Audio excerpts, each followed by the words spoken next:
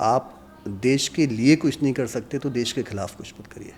ज़मीं पर घर बनाया है मगर जन्नत में रहते हैं। ज़मीं पर घर बनाया है मगर जन्नत में रहते हैं।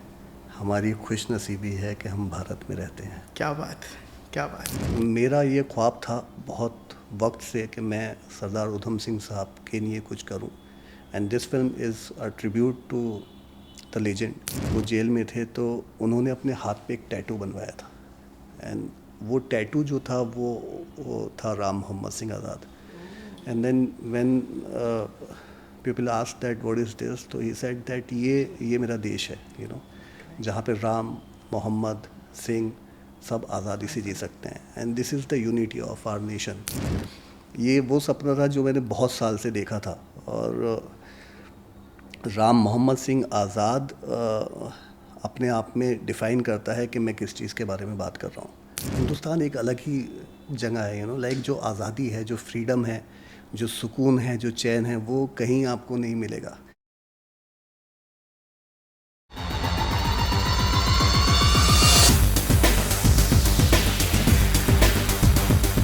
Hello, guys, and welcome back to the With Chat Show.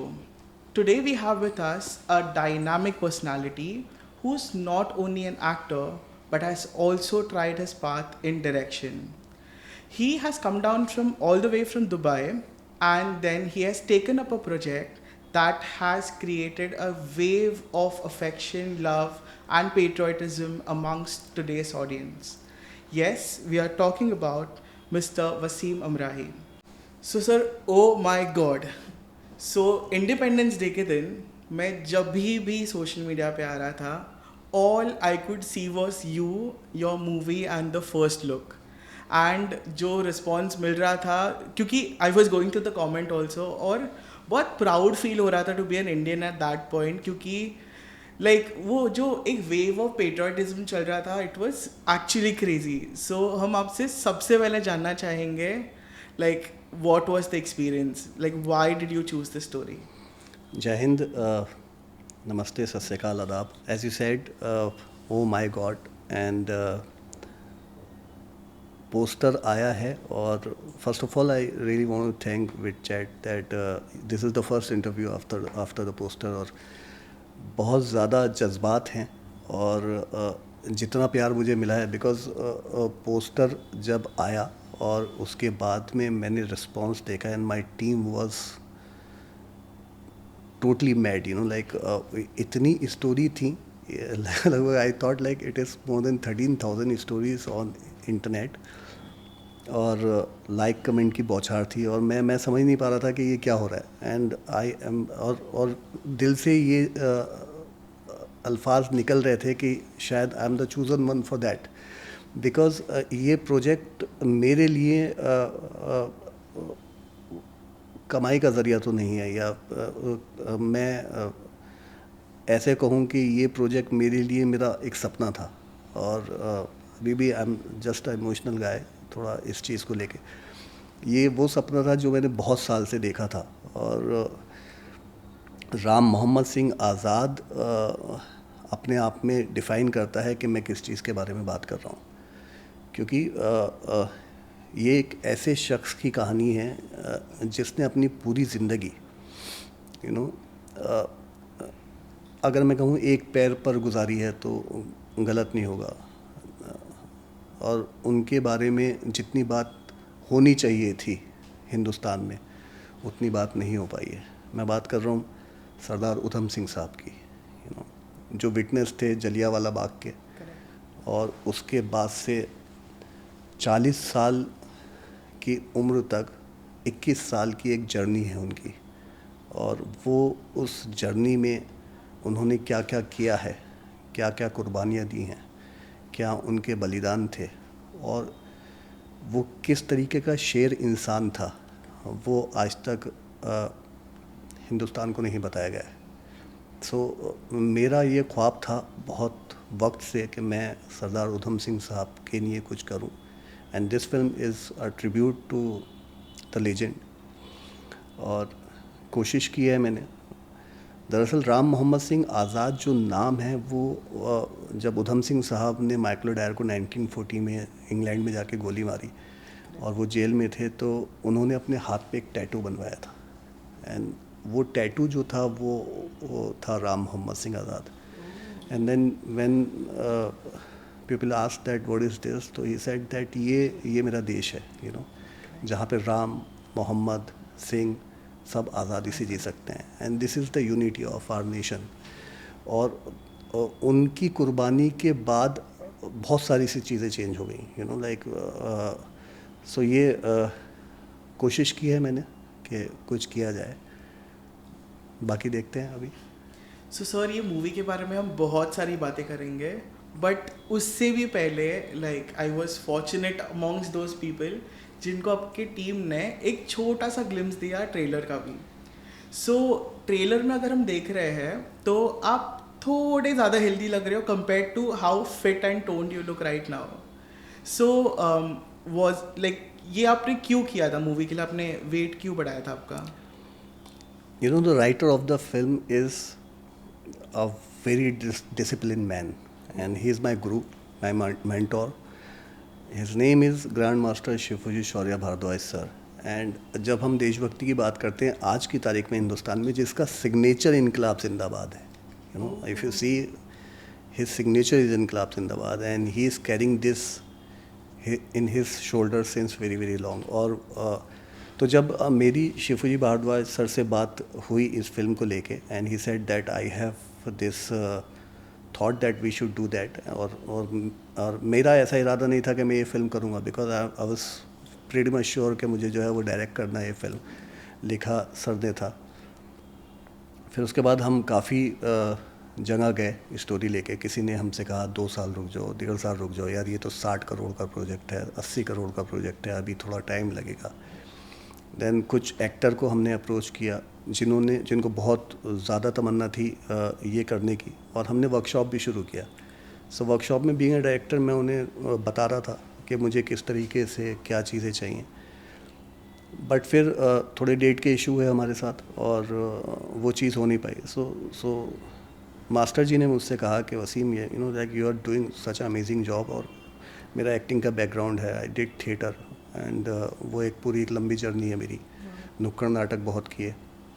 So he said that छोड़ो यार अभी सबको, अभी हम करते हैं.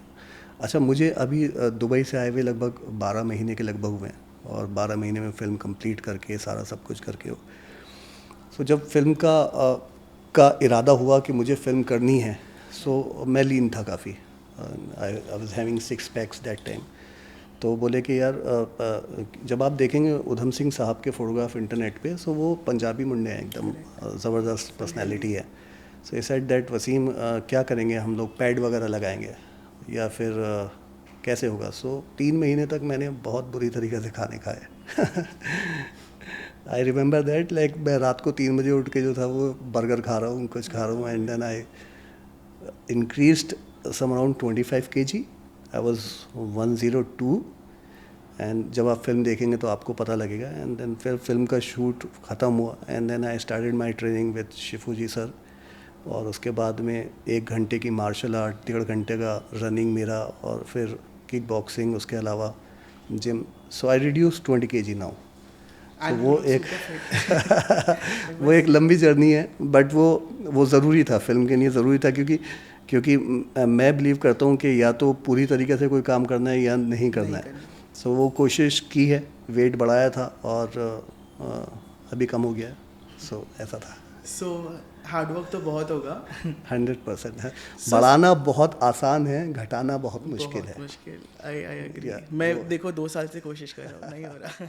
सो एक्चुअली आपके बैकग्राउंड के बारे में बहुत लोग ऑलरेडी जानते ही हैं, तो जिस ऑडियंस को थोड़ा ग्लिम्स देने के लिए, आप पहले मूवी मार्केटिंग करते थे जी, और अपने भी मूवी मार्केटिंग से आपने एक्टिंग एंड डायरेक्शन का ये जो रूट चुना है. So like what inspired you? So I was with one of the biggest company who was doing the movie marketing, and I was there as a director and creative head and strategy head. So वहाँ लगभग सभी film I got BBC National, we got BBC National Award for Pink and Nirja, and then many award for Sachin, Dhoni, Padmavati, Ae Dil Hai Mushkil, Kabali, few international projects like Amazing Spider-Man, Baywatch, X Men etcetera etcetera. So वो एक journey थी जहाँ पे मैं था इधर, और उसमें बहुत झंडे गाड़े, बहुत अवार्ड्स मिले। फिर 2018 I started my own company inking ideas, और हम बहुत सारे से टीवी कमर्शियल ऐड कर रहे हैं, जो मैं कुछ डायरेक्ट भी किया, छोटे ऐड, और साथ में रहा। Then I produce so many songs. तो ये एक जर्नी थी। Then I went to Dubai, वहाँ मुझे मौका मिला। Prince Hamdan bin Mohammed Al Nahyan, the grand son of Sheikh Zayed from daughter side, and Mr. Sheikh Asadullah Sheikh was there. He said that you join us, and I joined. This is between COVID. I joined his office, and I was the COO of that private office. And meanwhile, I was the vice chairman of GCC SME Chambers of India. But last year, I thought, because I came from a family, और मैं आता हूँ अमरोहा से, और अमरोहा के बारे में अगर देखेंगे तो वहाँ से बहुत सारे से लेजेंड जो हैं वो इंडस्ट्री में है, स्पेशली कमाल अमरोही साहब, पाकीज़ा एंड रज़िया सुल्तान, उनकी पिक्चरें हैं। He got IIFA for that also. और मेरे खुद के भी फैमिली के कुछ लोग हैं इंडस्ट्री में। सो एक ख्वाब था कि मुझे अब कुछ करना है, और अमरोहा से भी मेरे ऊपर बहुत ज़्यादा प्रेशर था कि यार अभी अमरोहा के लोगों को कुछ करना चाहिए इंडस्ट्री में। So I resigned that, and when I resigned the position, he asked me that why you are resigning such position, जहाँ पे पहुँचने के लिए लोगों को जो है वो सालों लग जाते हैं। वो ख्वाब होता है वहाँ पे पहुँचने का, किसी प्राइवेट ऑफिस के COO आप हो, and you are making good amount of money, और बहुत बढ़िया सब कुछ चल रहा है, and you have your luxurious life in Dubai. तो आई सेड दैट अभी मुझे कुछ अपने पैशन के ऊपर करना है, बिकॉज लाइक मेरा ये ख्वाब था कि करना है, मुझे फिल्म करना है, उधम सिंह साहब की लाइफ को जो है और अच्छी तरीक़े से लोगों के बीच में लेके आना है। क्योंकि मैंने एक आर्टिकल पढ़ा था, और उस दिन से मैंने डिसाइड कर लिया था कि नहीं यार मुझे करना है। आपको यकीन नहीं आएगा, उधम सिंह साहब के साथ में इतना इनजस्टिस हुआ है कि 1940 में उन्हें फांसी दी गई माइकल ओडायर को मारने के बाद। 27 साल तक उनकी चिता की राख जो थी वो हिंदुस्तान नहीं आई थी। And I have goose bump, मेरे रोंगटे खड़े हो गए। 27 साल के बाद उनकी रिवॉल्वर, उनका सामान जो है वो इंडिया आया है। एंड देन उसके बाद उनकी राख को के 3 हिस्से किए गए। One went for one dargah, one went for, so वो तीनों मज़हब में उनकी राख को जो था वो बांटा गया था। सो ये अपने आप में बहुत अंदर से झिझोड़ने वाली चीज़ है कि आप समझ नहीं पाते हैं कि यार जिस इंसान ने 25 कंट्रीज़ घूमी हो, और जिस इंसान ने देश के लिए इतना सब कुछ किया हो, उस वक्त पे 25 कंट्रीज़ में जाके गदर पार्टी के लिए पैसा इकट्ठा करना, हथियार इकट्ठा करना, भगत सिंह साहब से उनका याराना था, उन्हें गुरु मानते थे। HSRA के लिए पैसा इकट्ठा करना, और उसके बाद गदर पार्टी को पूरी तरीके से पैसा और हथियार इकट्ठा करना, ये उनकी ज़िम्मेदारी थी। तो वो स्टोरी अभी भी लोगों को नहीं पता है। सो मैंने कोशिश की है कि the part 1 which is 1900 to 1927, मैंने कोशिश की है कि वो जो जर्नी उनकी इंडिया की थी वो दिखाई जाए। And it is a very raw film, like वो मैंने कोशिश की है कि मैं बिल्कुल सादी फिल्म रखूँ, like there is no time झाम। वो 200-300 करोड़ वाली पिक्चरें बन रही हैं जिसमें बहुत कुछ अलग दिखाया जाता है। हमारा बजट बहुत लिमिटेड है, बट हमने कोशिश की है कि हम असली स्टोरी और उनका स्ट्रगल है ना वो दिखाया जाए कि किस तरीके से उन्होंने ज़िंदगी जी। क्योंकि you can not define Udham Singh साहब विद वन बुलेट। पहले पिक्चर आएंगे बस वो जेल से निकले, गए इंग्लैंड और जाके गोली मार दी। उन्होंने इंडिया में क्या किया, गदर पार्टी ने उन्हें जिम्मेदारी दी थी गाँव जाके, देहात जाके काम करने की। सो वो सारी चीज़ें दिखाने की कोशिश की हैं जी। सो सर एक थोड़ा पर्सनल क्वेश्चन है regarding the movie only. So actually bye religion I think आप मुस्लिम हो। यस। एंड ये movie is on a Sikh warrior. या सो इट्स वेरी फैसिनेटिंग। मेरे लिए तो काफ़ी फैसिनेटिंग चीज़ है। So I am sure audience भी थोड़ा क्यूरियस होगा कि आपने ये सब्जेक्ट ही क्यों चूज़ किया। लाइक वी ऑल नो, हमने पढ़ा है बहुत सारा history about this also, but then like what inspired you कि you chose this project after leaving your career and you know एक आपने नया ट्रांजिशन लिया और आपने यही प्रोजेक्ट चूज़ किया for directing and acting both. So being a Muslim, अगर आई एम प्रमोटिंग सरदार. अच्छा, आपको एक छोटा सा सवाल है आपसे. आपने सुना होगा सारे जहां से अच्छा, हिंदुस्तान हमारा. ये किसने लिखा है? सो मुझे बताने की ज़रूरत नहीं है, पूरा हिंदुस्तान जानता है. और ये जो हिंदुस्तान है ये किसी एक मज़हब से बिलोंग नहीं करता है. और यहाँ की हिंदुस्तान एक अलग ही जगह है. लाइक जो आज़ादी है, जो फ्रीडम है, जो सुकून है, जो चैन है, वो कहीं आपको नहीं मिलेगा. I am living in Dubai also. It is very peaceful, बहुत बढ़िया है. मगर मैं भागता हूँ, मैं लिटरली भागता हूँ.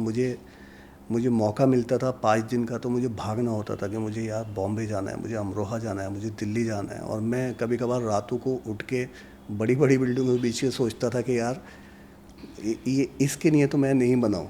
और अगर मैं बना होता तो मुझे आने की ज़रूरत नहीं थी. I was very very much settle there. और अभी भी मुझे वहाँ से लोग कहते हैं कि भाई तुम क्या कर रहे हो, लाइक तुम बर्बाद हो जाओगे, तुम इंडस्ट्री में फिल्म बना रहे हो, तुम्हें पता है बॉलीवुड की हालत क्या हो रही है. सो आई सेड दैट भाई अभी अगर बर्बाद भी होना है तो बर्बाद उस चीज़ के लिए होना है जहाँ पे मेरा दिल लग रहा है. Correct. और बर्बाद उस कॉज के लिए होना है जिसका सपना मैंने देखा है. सो अगर ये फिल्म में मैं बर्बाद भी हो जाता हूँ, मुझे कोई इतना भी मुझे फ़र्क नहीं पड़ता कि मेरे पास एक भी पैसा वापस नहीं आए जो मैंने लगाया है, जो मेरे लोगों ने लगाया. और जितने भी लोग मेरे साथ में जुड़े हैं उन्होंने यही कहा है कि बॉस ये फिल्म जो है ये सिर्फ सरदार उधम सिंह साहब के नहीं है. पैसा वापस आए नहीं आए, टाइम जा रहा है, चीज़ें बर्बाद हो रही हैं, कोई परवाह नहीं है. वो अपनी जान दे सकते हैं तो हम तो छोटा सा उनके लिए कुछ कर सकते हैं. तो यही है मोटिवेशन और यही है जज्बा जो लेके हम लोग पैदा हुए हैं. और मैं इन सब चीज़ों में मानता नहीं. लाइक हिंदू, मुसलमान, सिख, ईसाई, वो सब जब मैंने राम मोहम्मद सिंह आज़ाद बनाया तो फिर सारा मैसेज क्लियर हो गया दैट ये मुल्क जो है वो राम का भी है, मोहम्मद का भी है. सो सभी लोग यहाँ जी रहे हैं और सब लोग खुश हैं, खुशहाली है देश में. किसी शायर ने बहुत बढ़िया बात कही है जब आपने दुबई और इंडिया की बात करी. सो कहते हैं कि ज़मीं पर घर बनाया है मगर जन्नत में रहते हैं. ज़मीं पर घर बनाया है मगर जन्नत में रहते हैं. हमारी खुश नसीबी है कि हम भारत में रहते हैं. क्या बात, क्या बात. जी, तो मेरी खुश नसीबी है. और दुबई अपनी जगह ठीक है, लंदन अपनी जगह ठीक है, मगर ईस्ट और west India is the best. So सरफरोशी की तमन्ना अब हमारे दिल में है. देखना है ज़ोर कितना बाजुए कातिल में है. वक्त आने पर बता देंगे तुझे है आसमां, हम अभी से क्या बताएं क्या हमारे दिल में है. क्या बात, क्या बात. सो सर, जब आपने शूट के टाइम पे सबसे पहली बार पगड़ी पहनी थी, लाइक वो गेटअप, लाइक आपका जो फर्स्ट लुक का भी जो पगड़ी लुक है, जी, इट्स किलर. लाइक जो वो इम्पैक्ट, वो मैसेज है, इट्स वेरी स्ट्रॉन्ग. कोई बोल ही नहीं सकता कि आप एक सिख सरदार हो. सो वो एक्सपीरियंस, वो फीलिंग कैसे था फर्स्ट टाइम पगड़ी पहनने का? मैं बताऊं आपको, जब मेरी पगड़ी बन रही थी पहले सेट पे और मैंने पगड़ी पहनी एंड मुझे याद है ब्लू कलर की टर्बन थी और 3 डिग्री टेम्परेचर था उस वक्त पे जब हम शूट कर रहे थे. रात का टाइम था, ठंड बहुत ज़्यादा थी. और वो जब पगड़ी मैंने पहनी, वो जो अंदर से मेरे अंदर पावर महसूस हुई, लाइक देयर समथिंग एल्स. एक तो आप किसकी ज़िंदगी जीने जा रहे हो वो बहुत ज़्यादा इम्पॉर्टेंट है. आप उसकी ज़िंदगी जीने जा रहे हो जो हिंदुस्तान का सबसे बड़े जिगर वाला इंसान था. तो वो पगड़ी पहनने के बाद जो मुझ में एनर्जी थी और ताकत थी, और मैं आज भी उस मोमेंट को मिस करता हूँ. और आज भी मैं घर पे कभी कभार, मेरा एक दोस्त है सरदार, यहाँ पे मैं उसे बुलाता हूँ, मैंने यार पग वग बांध मेरे, और मैं पगड़ी वगड़ी बांध के बैठता हूँ just to feel that energy in me. Because सरदारों ने बहुत किया है, बहुत हर कौम ने किया है, हिंदू मुस्लिम सब ने कॉप किया, मगर सरदारों को काटा गया है यार. सरदारों ने जान दी है अपनी. तो भगत सिंह साहब, उधम सिंह साहब, सरदारों का एक अलग ही जज्बा है देश के लिए. जो मेरे दोस्त हैं मैं उनसे मिलता हूँ तो मुझे पता लगता है वो आज भी अगर उनसे कहो कि भाई यहाँ पे मरना है तो वो मरने को तैयार हैं। दुबई में मेरे दोस्त हैं सरदार, यहाँ पे भी बहुत हैं। तो उन्हें काटा गया, आर्यों के बीच में उन्हें काटा गया और उन्होंने देश की आज़ादी के लिए बहुत कुछ किया है। तो वो जो जज्बा आपके अंदर आता है जब आप पगड़ी पहनते हैं तो आपके अंदर एक ताकत आती है, एक जज्बा आता है, और मैं बहुत शुक्रगुज़ार हूँ ऊपर वाले का, अल्लाह का, कि मुझे कुछ ऐसा करने का मौका मिला, उस शख्स के लिए जिसकी मैं पैर की धूल हूँ। जी। सो सर, आपने जिनका कैरेक्टर प्ले किया है मूवी में, ही इज़ अ रेवोल्यूशनरी। तो मैं जानना चाहूँगा आपसे, ये मूवी करने के बाद आपके लिए भी वो रेवोल्यूशनरी का मीनिंग क्या रह गया? आज़ादी की बहुत बड़ी कीमत हमारे पुरखों ने चुकाई है और मैं देश की यूथ से ये वाली बात कहना चाहूँगा, क्योंकि जो लोग मेरी एज के हैं या फिर मुझसे बड़े हैं उनको इस बारे में पता है, but today is society is somewhere else, like अभी Instagram is very very important और चीज़ें बहुत ज़्यादा हैं और उस पर बहुत सारी अलग अलग चीज़ें चल रही हैं और मैंने बहुत सारे से लोगों को अनाप शनाप बातें करते हुए सुना है देश के बारे में, हिंदुस्तान के बारे में। मैं उनसे यही बात कहना चाहूँगा कि आज़ादी का मतलब समझो आप। जो लोग कहते हैं कि हमारे देश में तो ये नहीं है, हमारे देश में तो वो नहीं है, हिंदुस्तान में ही सब कुछ है। आप पूरी दुनिया घूम के आओ, मैं पूरी दुनिया घूमा हूँ, मैंने देखा है दुनिया में कोई जगह ऐसी नहीं है जो हिंदुस्तान है। मुझे फ़ख्र है कि मैं भारत में पैदा हुआ हूँ और क्रांति, आज़ादी, ये एक लोग कहते हैं ये फ़लसफ़े वाली बातें हैं, ये बहुत ज़्यादा आप जो हैं वो फ़िलासफ़ी की बातें कर रहे हैं और आप आज की दुनिया में जी के देखिए, आज की दुनिया में कुछ नहीं होता है। आज की दुनिया में आप अंदाज़ा लगाइए कि अगर आप 100 साल पहले पैदा हुए होते तो आपको बिना बात के कोड़े पड़ रहे होते, आपको जो है बिना बात के सूली पे चढ़ा दिया जाता और आपकी प्रॉपर्टी बिना बात के छीन ली जाती। सो आपको जो आज आज़ादी मिली है ना, when you can stand against anyone, अगर आपको जो है वो देश के प्राइम मिनिस्टर से भी कुछ बात करनी है तो आप अपना खुल के विचार रख सकते हैं और आपको कोई सूली पे नहीं चढ़ा रहा है। तो ये आज़ादी आप समझिए। मैं यूथ से ये कहना चाहूँगा, इसकी इम्पोर्टेंस समझिए और अगर आप देश के लिए कुछ नहीं कर सकते तो देश के ख़िलाफ़ कुछ मत करिए और अगर आप चेंज चाहते हैं तो पहले अपने आप में चेंज लेकर आइए, अपने घर से चेंज लेकर आइए। सो ये मेरी रिक्वेस्ट है यूथ के साथ में कि देश के बारे में सोचें, देश के लिए कुछ करें, तब बहुत सारी सी चीज़ें बदल सकती हैं। सर, एक आखिरी सवाल थोड़ा करंट इशू पे है। सो जैसे आप जानते हो 14th की रात से लेके 15 तारीख के सुबह तक थोड़ा ना वो एक ब्लैक इंडिपेंडेंस डे का वो फेस चल रहा था, क्योंकि आप जानते हो जो हुआ है हमारी कंट्री में, एंड सडनली देन आपका पोस्टर रिवील हो गया और फिर थोड़ा ना वो वाइब चेंज हो गया। सो आई वांट टू अंडरस्टैंड कि आपका ओपिनियन क्या है जो रीसेंट कोलकाता केस के ऊपर, जो रेप केस हुआ था उसके ऊपर? जब ये सारा सब कुछ हो रहा था, दरअसल हमारी होर्डिंग्स जो थी वो 14 की दोपहर में आ गई थी और फिर मेरे पास वापस आने का ना वक्त नहीं था, क्योंकि मैं पीछे नहीं आ सकता था। अदरवाइज़ इससे बड़ी दुर्भाग्य की बात मेरे ख्याल से तो देश की नहीं हो नहीं सकती। इतनी बड़ी दरिंदगी हमारे सामने आई है और I was heart broking. It was like, मतलब मैं लिटरली रात में रोया हूँ कि यार ये कोई इस तरीके की हरकत कैसे कर सकता है।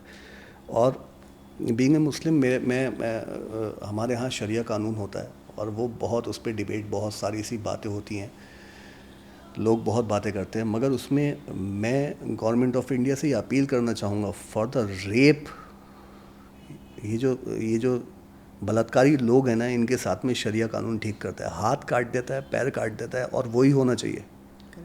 इन लोगों को माफ़ कर, ये लोग सोसाइटी के लायक नहीं है। इन लोगों को ऑन द स्पॉट इनके हाथ काट देने चाहिए। अभी रोज़ाना नए नए आर्टिकल्स आ रहे हैं, नई नई चीज़ें पता लग रही हैं कहाँ पे क्या हो रहा है। आज भी मैंने देखा एक 69 ईयर ओल्ड आदमी ने नाबालिग लड़की के साथ में वो कुछ कर दिया, आज तक पे मैंने देखा।